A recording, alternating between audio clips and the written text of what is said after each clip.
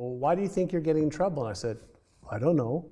He says, but you're getting in trouble. I said, I know. You were conscious about your trouble? Yeah, I was getting into a lot of trouble. I was getting into a lot of trouble, and I was doing some very dangerous things that I could have either died or gone to jail for.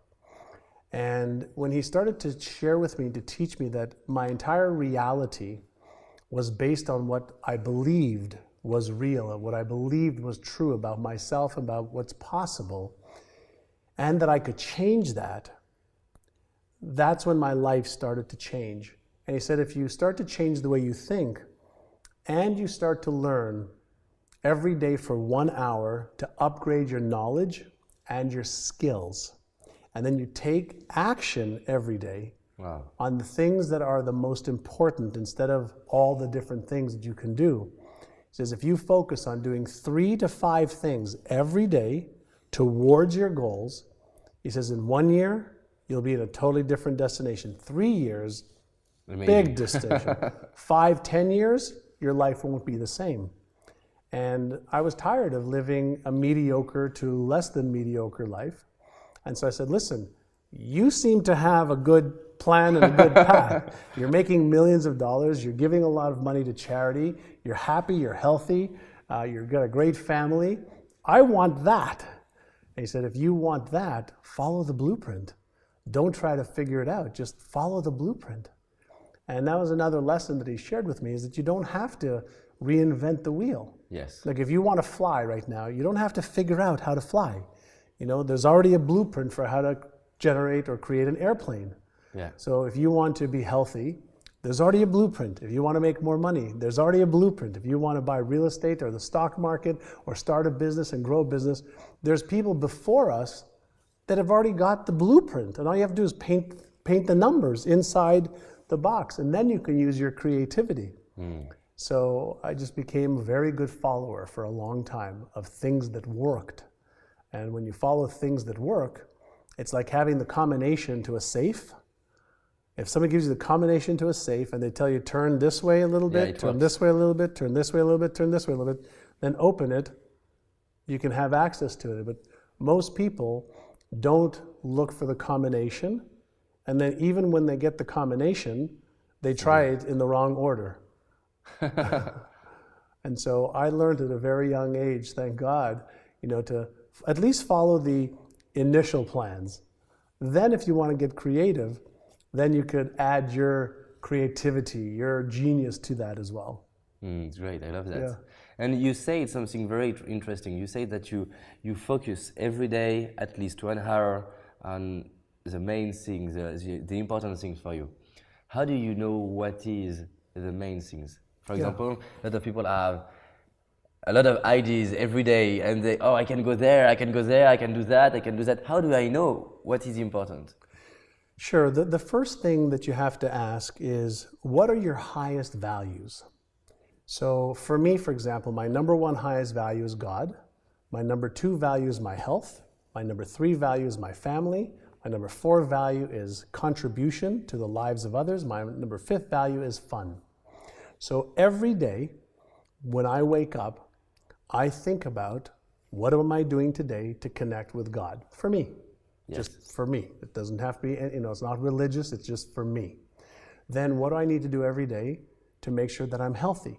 What I need to do every day to make sure that my family and my dear close friends who are part of my family, that I have the relationship that's rich.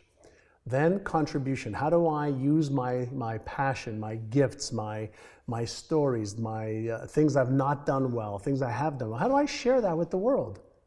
And in doing that, I feel good. And then I have to have fun. And so if I do those 5 things every day, then at the end of every day, I've had a great day. And if you have a lot of great days, then you end up with a really great life. And that doesn't mean that you don't have ups and downs and things that don't work and trouble that happens and things that come up. But if you keep your focus on what's important, then the rest of the stuff is really inconsequential. And there isn't 100 different things you have to do. There's 2 or 3 things in each one of the areas that's important to you that when you do those every day, you're so far ahead of the curve. So I have daily rituals. Yeah, let's talk about that. What is your ritual? So when I wake up in the morning, the first thing I do is I do a gratitude exercise where I ask myself, usually in bed, what am I most grateful for today? And usually, I'm grateful for my health. I'm grateful for my wife. I'm grateful for my children. I'm grateful to be alive. I'm grateful, for my family. I'm grateful to have experiences. And Do you do that eyes closed? yeah, I do that eyes closed. And while I think about that, I feel it. And so the feeling starts every day with a great feeling. So I start every day with a great feeling. Do you visualize some things like your children, or do you talk to yourself? How do you do that? Yeah, I have an internal dialogue. I see images of the things that I'm thinking about, and that just takes me 2 minutes, just 2 minutes when I wake up. And then I go to exercise to take care of my body. How long? Usually 1 hour Wow. to 1 hour and 15 minutes every day. And so I do a variety of different things. I hike, I bike, I work on aerobics, I work on strength, I work with weights. I do whatever it is, I just do it to give my body the physical exercise. Then as soon as I finish my exercise in my gym, 1 hour and half. an hour and 15 minutes at the most. Okay. So then in my gym, I have two things. I have a vision board, which is my dream board for my You are known for that. Yes.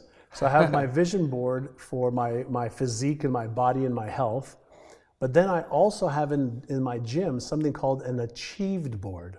Okay. So what after you I achieved? achieved some of the things that I achieved, Past and future. no, achieved in the past. Yes. So past, you have Yes. the past and the future. Vision Correct. board and Yeah. achieved board. So I have in my gym, in my home gym, I have like a place where I sit, and before I start my meditation, I look at my vision board from the past. Okay. So I get connected to the different things that I've been able to achieve, and I remember every day when I set my mind and my focus to achieving goals, I can achieve all of my goals. So I love that. It is something that I didn't know that you do that. Yeah. And it's very powerful because you teach your brain to focus on the emotion you felt in the past. Right, but what I also do is I reinforce. Most people focus on what's not working. This isn't going well. This didn't work.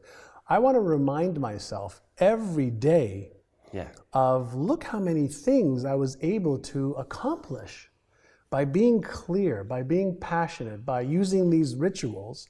So before I go into my meditation, which is with my eyes closed, I look at my achieved board. I get emotionally associated with it to remind myself that when I set my mind to achieve something, I can do it.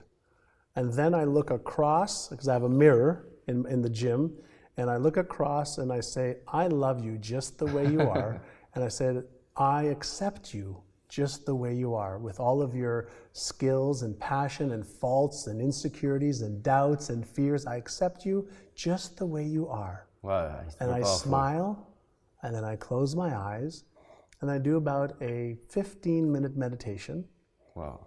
And in my meditation, sometimes I have no thoughts, where I'm just one with the universe and everything. Centered. Other times, I'll just follow my thoughts, and I'll just pay attention, be mindful of where are they going this morning? Where are they going today? So I'll follow my thoughts, and I'll just follow them. Other times, I'll follow a thought and say, release that one. And follow another thought and say, release that one. So I'm teaching my brain that I'm in control of my brain. See, most people don't realize that they are not their brain, that their brain is an organ. No different than your heart, no different than your legs, no different than your hand. And since we're not our brains, we can learn how to use the different parts of our brain. And so I've been doing many, many years of studying on the brain. And if you don't understand the different parts of your brain, that's like having a sports car in your driveway, but you don't know how to turn it on, or you don't know how to change the gears, or you don't know how to put on the radio, or you don't know how to turn the heat on. Yes, you have a powerful machine, but you don't use it. You have a powerful machine, but you don't use it. And most people, not because they're dumb. It's because most people have never been taught how powerful their brains are, and for a simple reason that we haven't really known how powerful it is. We've had ideas, we've thought about it, but for the first time in the history of our species, hundreds of thousands of years on the planet, we're finally, in the last 10, 12 years, able to look a little bit inside the brain. And there's more circuitry in your brain than there is in all the telephones connected in the whole world. There's more circuitry in your brain than there are stars.